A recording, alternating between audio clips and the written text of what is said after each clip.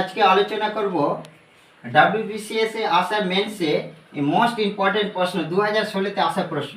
এক ব্যক্তি নৌকাতে স্রোতের প্রতিকূলে 2 কিমি যায় 20 মিনিটে এবং ফিরে আসে 15 মিনিটে।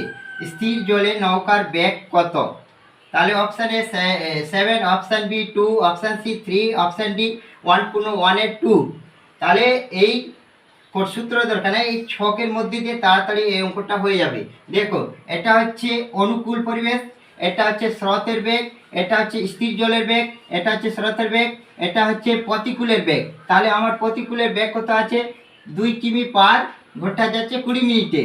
2/20 উপরে সাইড করে দাও, 3×20 60, 3×3 6। তাহলে 6 কিমি পার ঘন্টা হলো বেগ প্রতিকূলে। এবার অনুকূলের গতিবেগ বার করব, 15 মিনিটে ফিরে আসে।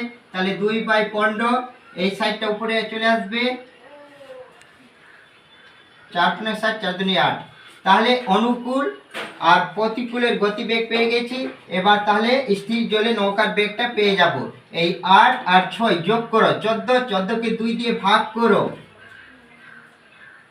7 দিয়ে 14। তাহলে আনসার হবে 7, অপশন নাম্বার এ।